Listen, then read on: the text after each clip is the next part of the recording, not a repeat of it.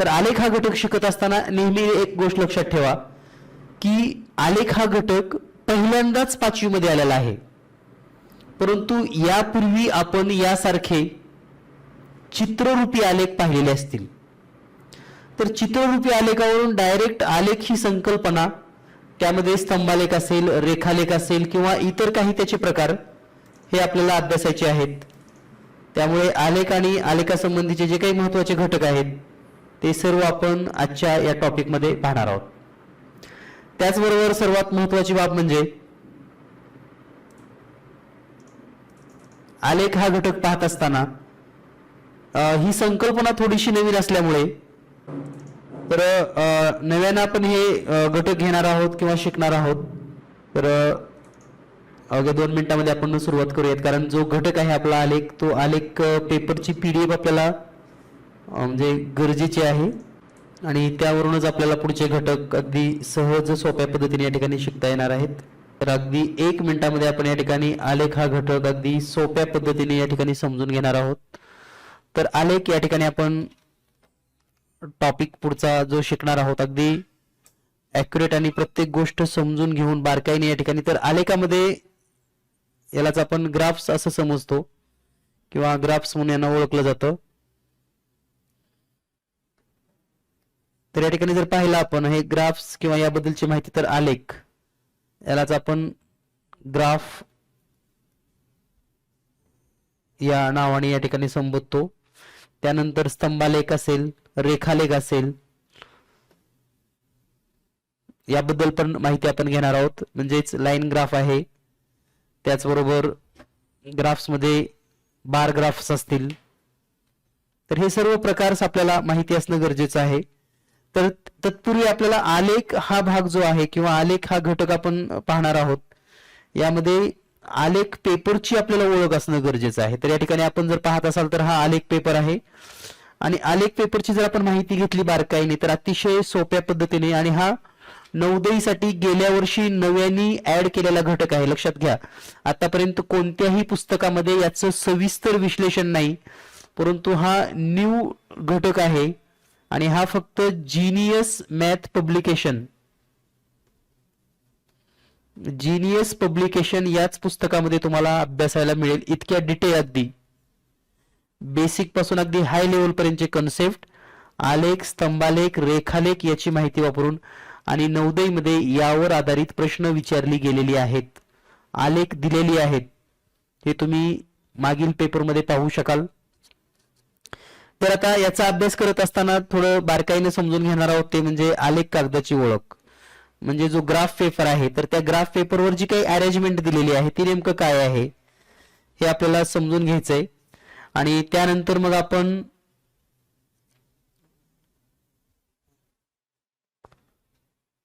Bar graph असेल किंवा joint bar graph असेल किंवा पर्सेंटेज बार ग्राफ असेल किंवा सब डिवायडेड बार ग्राफ असेल, याबद्दल माहिती घेणार आहोत.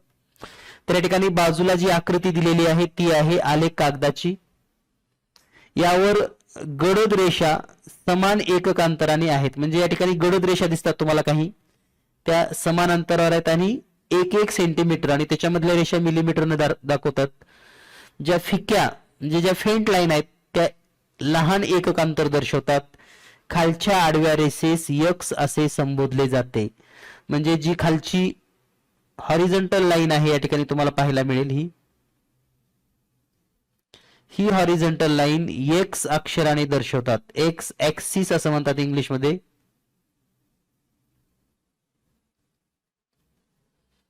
आणि जी व्हर्टिकल लाईन आहे, व्हर्टिकल म्हणजे जी उभी लाईन आहे, ती उभी लाईन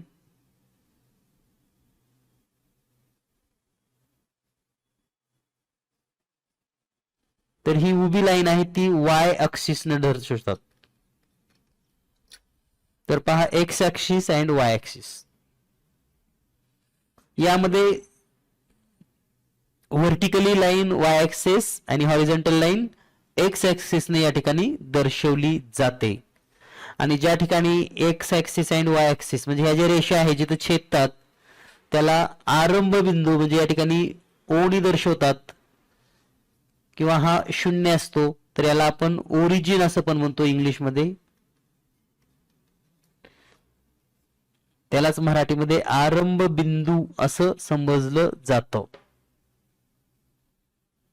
ठीक आहे. तर जेव्हा आपल्याला स्तंभालेख काढायचा किंवा जेव्हा आपल्याला बार डायग्राम काढायचे आहे तेव्हा काही नियम लक्षात घ्या. तर ते नियम काय आहेत हे या ठिकाणी आपण पाहणार आहोत. तर या ठिकाणी दिलेल्या माहितीनुसार आलेख स्तंभालेख काढण्याचे नियम. पहिला नियम आहे, आलेख कागदावर खालच्या डाव्या बाजूस आडवी रेषा एक्स ऍक्सिस ओढून घ्यावी. म्हणजे जेव्हा आपण आलेख काढणार आहोत तेव्हा खालची रेषा ही एक्स ऍक्सिस या ठिकाणी आपण काढतो. त्याचबरोबर डाव्या बाजूस जी उभी रेषा आहे, जी डावी बाजू आपली लेफ्ट हँड साइडला या ठिकाणी जी उभी रेषा आहे हा वाय ऍक्सिस काढला जातो. अक्ष किंवा ऍक्सिस असे याला संबोधलं जातं. दिलेल्या घटकांची जी संख्यात्मक बाबी असते, म्हणजे संख्यात्मक म्हणजे काय, जे न्यूमेरिकल आकडे असतात ते वाय ऍक्सिस वर असतात. जसं की या ठिकाणी 10, 20, 30, 40 असं दर्शवलं जातं. तर ते हे वाय ऍक्सिस वरच दर्शवतात हे लक्षात घ्या. आणि आलेखाच्या खालच्या बाजूला एक्स अक्षावर जी काही बाब असेल किंवा जे घटक आहेत ते घटक एक्स ऍक्सिस वर असतात.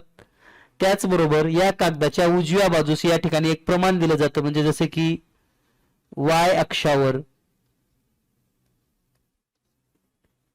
1 एकक बरोबर काय जे असेल ते, समजा 10 असेल, आता इथं आपण 10 दिले तर हे 10, म्हणजे हे 1 एकक 10, पुढचं 10, पुढचं 10 असं.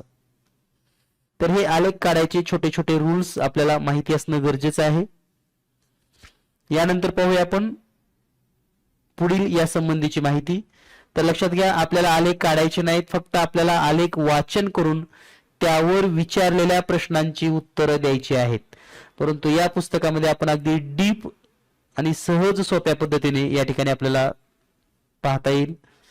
तर या ठिकाणी एक आलेख तुम्हाला पाहायला मिळेल. या आलेखाची जर थोडक्यात माहिती आपण घेतली तर हा एक खालची रेषा आहे एक्स ऍक्सिस, उभी आहे वाय ऍक्सिस.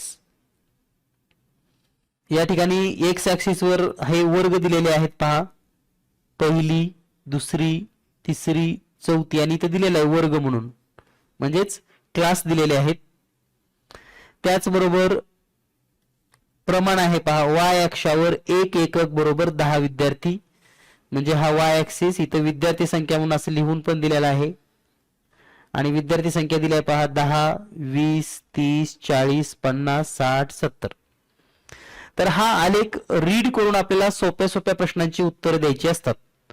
फॉर एक्झाम्पल आपण जर या ठिकाणी पाहिलं उदाहरणामध्ये, सोपा प्रश्न, पहिली वर्गात एकूण किती विद्यार्थी आहेत? इयत्ता पहिली वर्गामध्ये एकूण किती विद्यार्थी आहेत?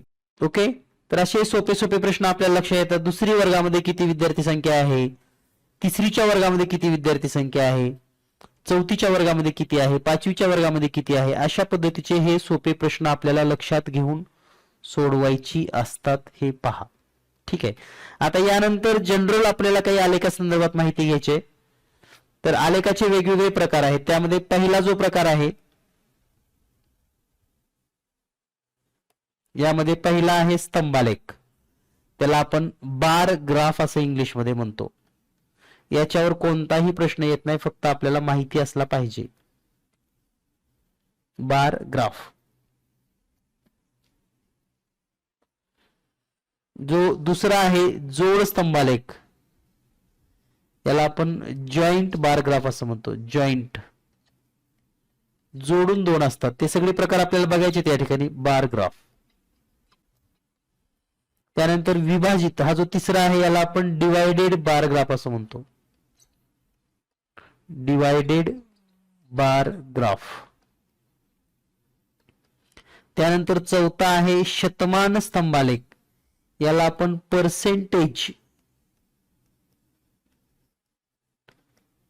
बार ग्राफ असं म्हणतो.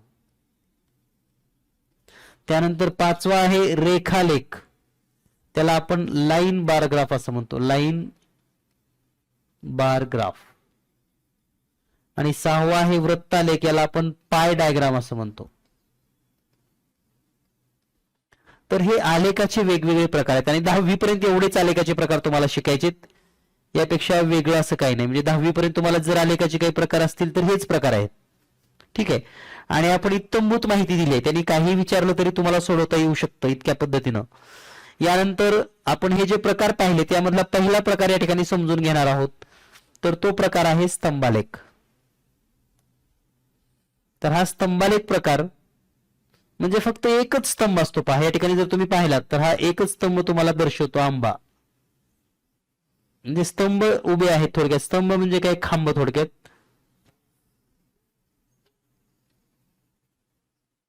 यालाच आपण बार, बार म्हणजे म्हणत नाही का, बार लोखंडाचे सळीचे बार असतात बघा तसे, तो बारचा उल्लेख आहे या ठिकाणी तसा. तर हे बार ग्राफ सळीसारखे असे एकदम स्ट्रेट. तर यामध्ये एकाच घटकाची माहिती दिली जाते प्रत्येकाच्यावर. आंबा, चिंच, साग, चिक्कू म्हणजे रोपांची नावं आहेत आणि इकडे झाडांची संख्या दिली आहे.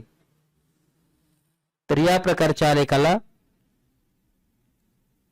या ठिकाणी आपण स्तंभालेख असं म्हणतो. यानंतर यामधला दुसरा प्रकार पाहूया आपण, तो म्हणजे जोड स्तंभालेख. तर जोड स्तंभालेख म्हणजे काय, तर दिलेल्या माहितीनुसार एकाच स्तंभालेखात जोडून दुसरा स्तंभालेख असतो. म्हणजे एकमेकाला जोडून दोन बार ग्राफ असतात. पहा इथं जोडून आहेत हे एक बघा, हा थोडा व्हाईट आहे आणि हा डार्क दाखवलाय. तर हे जोडून आहेत एकास एक. आणि इयत्ता वर्ग पहिलीचा दाखवलेला आहे, त्यानंतर दुसरी, तिसरी, चौथी अशा पद्धतीचे हे बार ग्राफ आहेत, जोडून आहेत एकमेकास. म्हणून याचं नाव आहे जोड स्तंभालेख. म्हणजे एकाच ठिकाणी दोन जोडलेत, ठीक आहे. आणि एकाच बार ग्राफवर माहिती कशी दिली आहे बघा. आता पहिली इथे जर आपण वर वाचलं प्रमाण, वाय अक्षावर एक एकक बरोबर 10 विद्यार्थी. जो व्हाईट रंगामध्ये आहे, पांढऱ्या रंगामध्ये, पांढरा कलर, त्यामध्ये मुलं दर्शवलीत.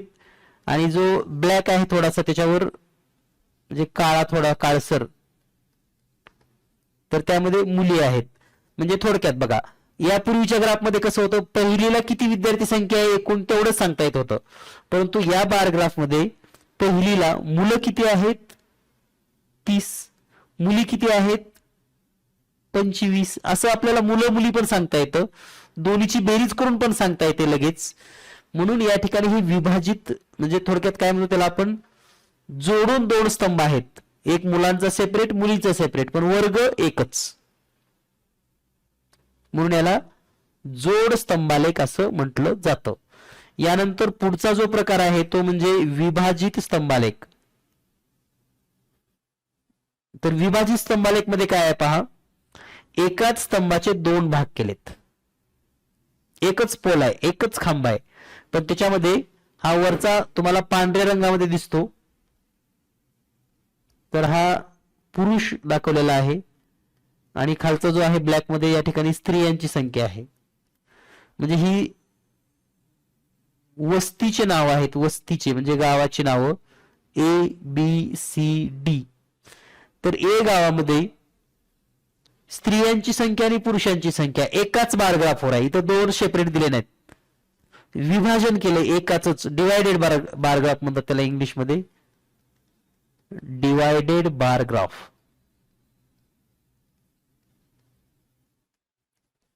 ठीक आहे.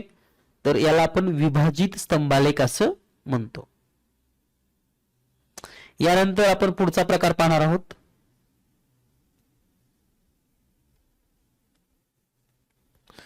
पुढचा प्रकार आहे, या ठिकाणी काही प्रश्नांची उत्तरं पण आपल्याला देता येतात. पुढचा आपण प्रकार पाहूया डायरेक्ट, आता प्रश्न नंतर पाहूया. तर हे शतमान आलेख.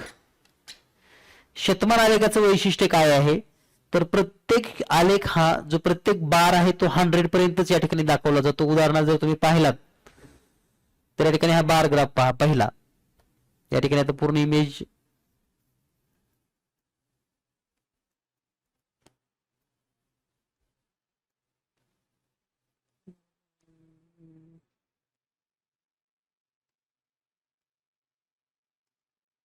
ओके. तर हा शतमान स्तंभालेख आपण पाहू शकतात. तर या शतमान स्तंभालेखाचं वैशिष्ट्य काय आहे, तर या शतमान स्तंभालेखामध्ये प्रत्येकाची हाईट बघा 100 पर्यंत आहे. बघा हे 100 आहे शतमान, म्हणजे थोडक्यात पर्सेंटेज बारग्राफ असं याला म्हणतो. यामध्ये डायरेक्ट पर्सेंटेज सांगता येतं. म्हणजे थोडक्यात इथं पर्सेंटेजच काढून दिलं जातं. उदाहरणार्थ समजा ही ए तुकडी आहे. ए तुकडीमध्ये मुलींची संख्या किती आहे तर 60%. हे मुली आहेत खालच्या 60%. मग ही मुली, आता वरचे व्हाईट मधले काय असणार आहेत मुलं. मग मुले किती असणार 40%. कारण दोन्हीची बेरीज 100% येणार आहे. दोन्हीची बेरीज किती येणार आहे 100%. तर हे आपल्या लक्षात आलं पाहिजे. ए असेल, बी असेल, सी असेल, डी असेल, each and every have height of 100. ठीक आहे. So it's non as percentage bar graph. म्हणून याला आपण पर्सेंटेज बार ग्राफ असं म्हणतो. यानंतर पुढचा घटक आपण पाहूयात, रेखालेख. तर रेखालेख मध्ये फक्त लाईनच्याच दिशेने दाखवलं जातं. पहा उदाहरणार्थ या ठिकाणी काय दिलेलं आहे. रेखालेख हा फक्त रेषा ओढून काढता येतो. एका कंपनीचे 4 वर्षाचं उत्पन्न दाखवले. या ठिकाणी उत्पन्न दाखवलेलं आहे इन्कम, आणि इकडे आहेत वर्ष 1995, 1996, 1997, 1998. तर 1995 या ठिकाणी हा बार आहे. इथून 1996, आता 95 ला किती होतं 3000. 96 ला पुन्हा 2000वर आलेला आहे. 97 ला या ठिकाणी पुन्हा 4000वर उत्पन्न गेलेलं आहे. आणि 98 ला डायरेक्ट 6000पर्यंत. तर हे अशा पद्धतीचे, म्हणजे इथं बार ग्राफ काढतच बसायचं नाही, नुसता एक पॉइंट दिला की झालं काम. आणि ते लाईननं जोडून दाखवायचं, रेषा जोडून दाखवल्यासारखं. म्हणून हा रेखालेख. आणि यानंतर पुढचा जो आलेख आहे तो म्हणजे वृत्तालेख. याला आपण पाय डायग्राम असं म्हणतो.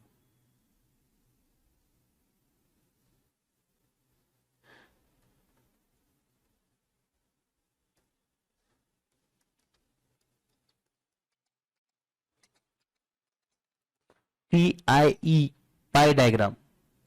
यामध्ये एक वर्तुळ दर्शवलं जातं, आणि या वर्तुळामध्ये हे कोण जे आपण काल पाहिले बघा, कोणाची बेरीज ही 360 तर असते, तुम्हाला माहिती आहे पूर्ण वर्तुळाकार.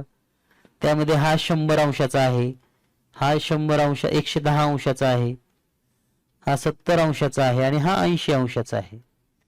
आणि यामध्ये हे बघ 80 अंश म्हणजे काय बचत, 100 म्हणजे किराणा, 110 म्हणजे शिक्षण, 70 म्हणजे आरोग्य. आणि या पद्धतीनं आपल्याला याची माहिती दिली जाते. एकूण पगार किती, बचत किती, तर त्याचेही या ठिकाणी सूत्र वगैरे आहे. आणि आपण सोप्या पद्धतीने अगदी हे सोडवू शकतात.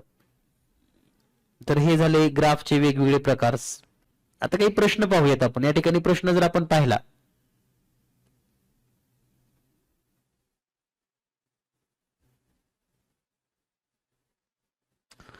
जास्वंदाची रोपे मोगऱ्याच्या रोपेपेक्षा किती टक्के जास्त अथवा कमी आहेत.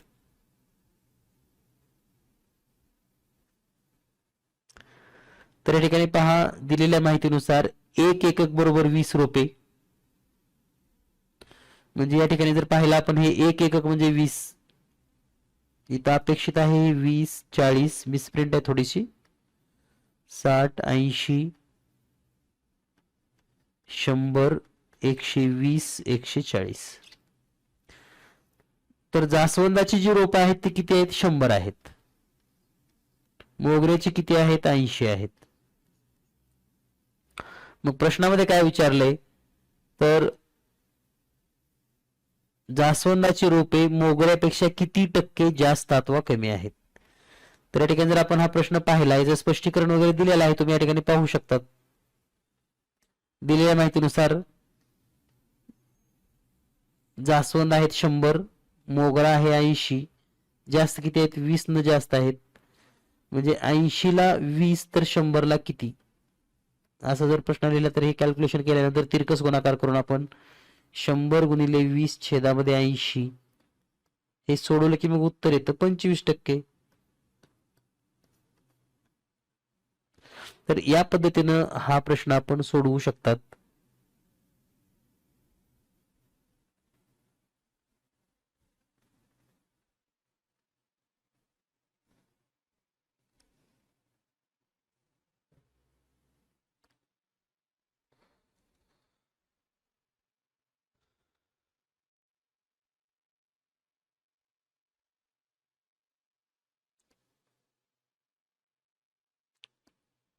यानंतर पाहूया आपण नेक्स्ट क्वेश्चन.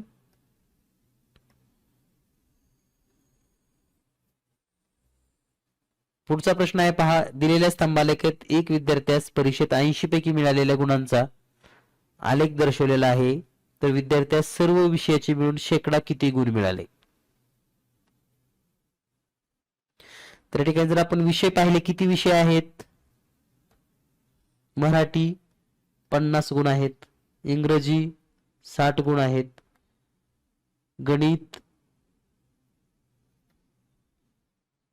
35 गुण आहेत, विज्ञान 55 गुण आहेत, इतिहास भूगोल 45 गुण आहेत. आणि प्रत्येक पेपर किती मार्काचा आहे. 80 पैकी, म्हणजे हे सगळे गुण किती आहेत. आउट ऑफ 80, 80 पैकी. मग जर आपल्याला शेकडा विचारला असेल तर काय करावं लागतो. तर टोटल पेपर किती मार्काचा आहे. 80 80 80 आणि 80 आणि हे 80, 5 पेपर मध्ये 400 मार्क होतात. आणि 400 पैकी किती मिळाले. तर हे सर्व बेरीज करून पहा या सगळ्यांची किती येते. म्हणजे 50 60 35 55 आणि 45.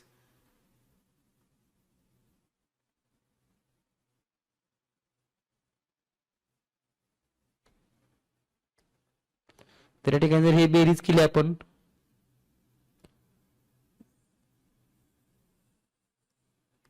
ई गुणामध्ये इथं बाय मिस्टेकली 50 घेतलेला आहे, म्हणजे हा आलेख इथपर्यंत अपेक्षित आहे 50 जर असेल तर. ठीक आहे.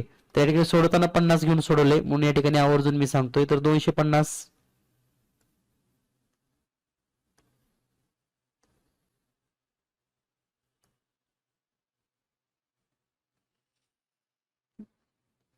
तर 400 पैकी 250, तर 100 पैकी किती.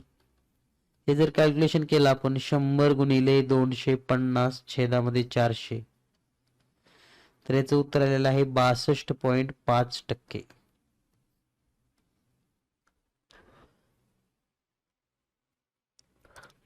या पद्धतीने आपण हे सोडवू शकता. म्हणजे हे आलेख हा भाग जो आहे ना, तो आहे त्याच माहितीवरून आपल्याला या ठिकाणी उत्तर द्यायची असतात.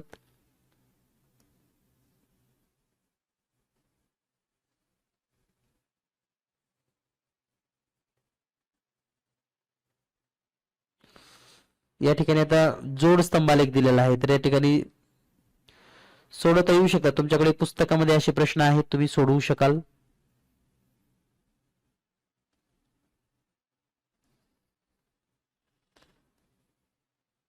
या ठिकाणी रेखालेखचं जर पाहिलं आपण उदाहरण,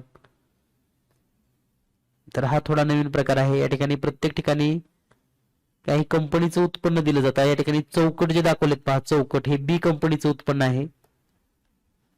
चौकटीमध्ये बी कंपनी आहे अशी, आणि हे गोल दाखवले ती ए कंपनीचं आहे. ए ही बी ची लाईन आहे, ही ए ची लाईन आहे. एच ए ए आणि हे बी बी बी.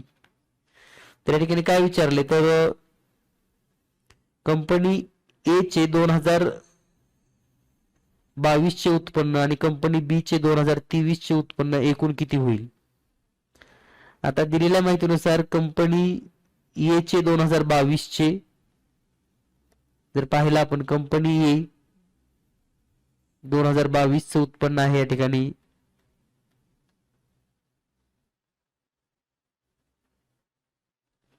500, आणि कंपनी बी चे 2023 चे उत्पन्न आहे 300. तर एकूण किती होईल. 500 टन आणि 300 टन, एकूण 800 टन. असे प्रश्न परीक्षेत विचारले जातात. यानंतर पुढचा प्रश्न, आणि हे खूप डीप आपण आलेख दिलेत. इतके डीप तुम्हाला कोणत्याही ठिकाणी आलेख मिळणार नाही, किंवा सिलेबस पण तुम्हाला अभ्यासाला मिळणार नाही. त्यामुळे जर तुमच्याकडे ही मार्गदर्शिका नसेल, शक्यतो आपण सर्व विद्यार्थ्यांना दिलेले आहे. त्याचबरोबर काही विद्यार्थ्यांना आपण सोबत पेजेस दिले होते, त्याचे पेजेस पुरवणी म्हणून तुम्हाला दिलं होतं पहा, सोबत पुरवणी पेजेस. म्हणजे मार्गदर्शिका तर दिलेलीच आहे, प्लस सोबत पुरवणी पेपर दिलेला आहे.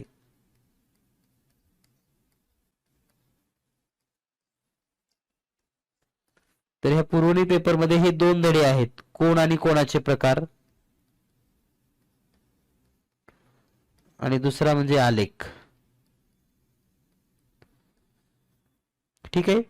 आता जे नवीन बुक्स आले त्याच्यामध्ये आपण ते ऍड करूनच बुक तयार केलेलं आहे, त्यामुळे आताच्या पुस्तकामध्ये तुम्हाला हे त्याच पुस्तकामध्ये धडे मिळतील. आता सरावासाठीचे प्रश्न या ठिकाणी दिलेले आहेत. तर सरावासाठीचा पहिला जो प्रश्न आहे पहा, या ठिकाणी काय दिले आहे माहिती करून घेऊयात. कंपनी अ चे 5 वर्षाचे उत्पन्न दिलेले आहे. कंपनी अ. तर पहिला प्रश्न काय आहे पहा, सन 2020 व सन 2021 चे एकूण उत्पन्न किती. तर 2020 चे किती आहे, 150 या ठिकाणी तुम्हाला दिसेल, आणि 2021 चे उत्पन्न पाहिलं तर 250, म्हणजे या दोन्हीची बेरीज केली तर काय होईल, 400 कोटी, म्हणजे पर्याय क्रमांक 1. पर्याय क्रमांक 1 हे उत्तर या ठिकाणी असेल. यानंतर पुढचा प्रश्न आहे, कोणत्या वर्षी कंपनीचे सर्वाधिक उत्पन्न आहे. तर कोणत्या वर्षी असेल, 2021 ला कंपनीचे सर्वाधिक उत्पन्न आहे. तिसरा प्रश्न, 5 वर्षाचे एकूण उत्पन्न किती, म्हणजे टोटल 5 इयरचं टोटल इन्कम किती आहे. तर या ठिकाणी 19 चा आहे 200, 20 चा आहे 150, 21 चा आहे 250, 22 चा आहे 100, आणि 23 चा आहे 200. तर पहा, हे 200, 200 आणि 50 हे झाले 500, आणि हे 150 आणि 250 हे दोन्ही मिळून झाले 400.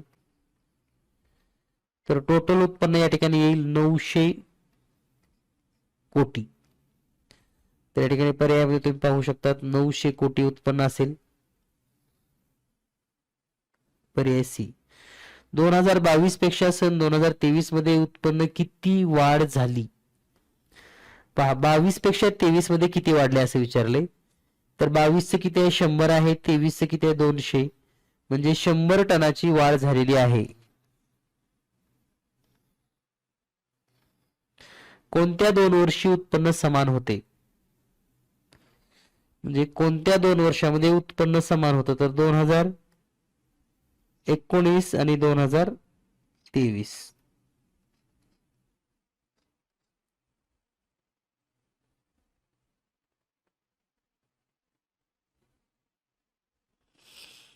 तर असे सोपे सोपे प्रश्न आपल्याला परीक्षेत विचारले जाऊ शकतात. यानंतर पुढचा पाहूया आपण, या ठिकाणी विभाजित स्तंभालेख आहे. तर सर्वात महत्वाचे यामध्ये वाचन करत असताना विभाजित स्तंभालेख मध्ये हे जे डार्क आहे, गडद कलर दिलेला हा डार्क, आणि हा थोडासा व्हाईट आहे. तर थोडासा डार्क म्हणजेच या ठिकाणी मुलं आहेत, मुली म्हणजेच गर्ल, आणि जे व्हाईट मध्ये त्या ठिकाणी आहेत मुले. ठीक आहे. तर पहिला प्रश्न आहे, दुसरी वर्गात एकूण मुलींची संख्या किती आहे. दुसरी वर्गामध्ये एकूण मुलींची संख्या किती. तर आता दुसरीचा वर्ग जर पाहिला आपण, तर दुसरी वर्गामध्ये मुलींची संख्या, तर दुसरीचा वर्ग हा मुली इथपर्यंत आहेत, म्हणजे 20. 4 वर्गात एकूण मुलींची संख्या किती. आता ह्या पहिलीच्या वर्गामध्ये 20 आहे, दुसरीच्या वर्गामध्ये 20 आहे, तिसरीच्या वर्गामध्ये 30 आहे, चौथीला 30 आहेत, म्हणजे टोटल येणार आहे 100, पर्याय बी. अगदी सिंपल पद्धतीने तुम्ही हा प्रश्न सोडवू शकता. यानंतर पुढचा प्रश्न पाहूया आपण.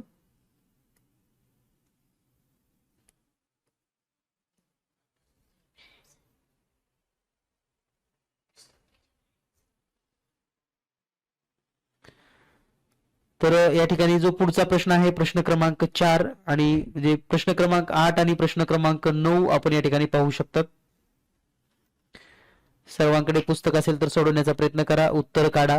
परंतु जर एक नाविन्यपूर्ण भाग म्हणून जर पाहिला तर नवोदयला जर असा या प्रकारचा प्रश्न आला तर आपल्या पुस्तकाशिवाय महाराष्ट्रामध्ये कोणत्याही पुस्तकामध्ये हा घटक इन्क्लूड केलेला नाही.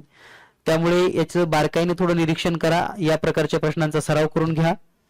तर प्रश्न असा दिलाय पहा, वृत्तालेखाचा अभ्यास करून योग्य पर्याय निवडा. सोबतच्या वृत्तालेखाचा अभ्यास करा. एका शेतकऱ्याच्या शेतातील पिकाचे उत्पादन दिलेलं आहे. यामध्ये ज्वारी 130 अंशाचा कोन आहे, बाजरी 110 अंशाचा कोन आहे आणि गहू 120. जर शेतकऱ्यास एकूण 72 क्विंटल उत्पन्न झालं असेल, म्हणजे या ठिकाणी माहितीमध्ये काय सांगितले आपल्याला, 72 क्विंटल हे टोटल एकूण उत्पन्न किती आहे, 72 क्विंटल. तर यामध्ये पहिला प्रश्न आहे, ज्वारीचे एकूण उत्पादन किती क्विंटल झाले असेल, म्हणजे ज्वारी. तर आता या ठिकाणी हा प्रश्न जर आपल्याला सोडवायचा असेल तर सर्वात महत्वाचा असा आहे पहा. तर हा प्रश्न सोडवत असताना ज्वारीचा कोन किती अंशाचा आहे, 130 अंशाचा. तर आपल्याला सूत्र काय सांगतं, तर या ठिकाणी सूत्र सांगतं की एकूण कोन म्हणजे थोडक्यात काय पहा, कोनाचे माप छेदामध्ये 360 गुणिले एकूण उत्पन्न. जर या सूत्राचा जर आपण वापर केला तर तुम्हाला या ठिकाणी उत्तर मिळेल. तर ज्वारीचा कोन आहे 130 अंशाचा, छेदामध्ये 360 गुणिले एकूण उत्पन्न म्हणजे 72 क्विंटल.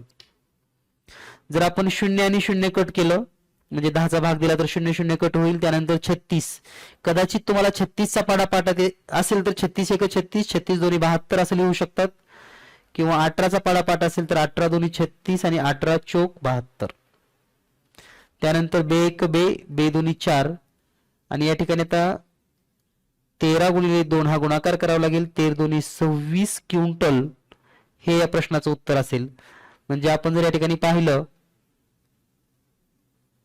तर पर्याय क्रमांक 2 मध्ये तुम्हाला 26 क्विंटल हे दिसेल. या पद्धतीने हा प्रश्न आपण सोडवू शकता. त्यानंतर इथला 20वा प्रश्न जर पाहिला, गहूचे उत्पादन हे बाजरीच्या उत्पन्नापेक्षा किती क्विंटलने अधिक आहे. तर दिलेल्या माहितीनुसार गव्हाचं उत्पन्न किती आहे, 120 अंशाचा कोन या ठिकाणी दिसेल. बाजरी आहे 110, दोन्हीचा डिफरन्स किती आहे, फक्त 10 अंशाचा. म्हणजेच गव्हाचं उत्पन्न बाजरीपेक्षा फक्त 10 अंशांनी जास्त आहे. हेच 10 अंश छेदामध्ये 360 गुणिले 72 हे जर आपण सोडवलं, 0 आणि 0 कट होईल. 36 1 36, 36 दोन्ही 72 म्हणजेच 2 क्विंटल. पर्याय क्रमांक बी. तर या पद्धतीने मॅक्झिमम आपण सर्व महत्त्वाचे प्रश्न या ठिकाणी सोडवून घेतलेले आहेत. तर अगदी सहज सोप्या पद्धतीने तुम्ही या ठिकाणी याचा सराव करू शकतात आणि सहज सर्व प्रश्न सोडवून घ्या, सराव करा. आणि मला हे सांगायचे की या ठिकाणी हे जेव्हा आपण प्रश्न सोडवून घेतले किंवा हे जे प्रश्न आपण समजून घेतलेले आहेत, तर प्रत्येक प्रश्न सोडवत असताना तुम्हाला त्याची ट्रिक्स असेल किंवा जे काही सोप्या पद्धती आहेत, या सर्व बाबी या ठिकाणी सांगितल्या गेल्या आहेत. त्यामुळे अगदी सोप्या पद्धतीने तुम्ही हे सोडवू शकाल ही अपेक्षा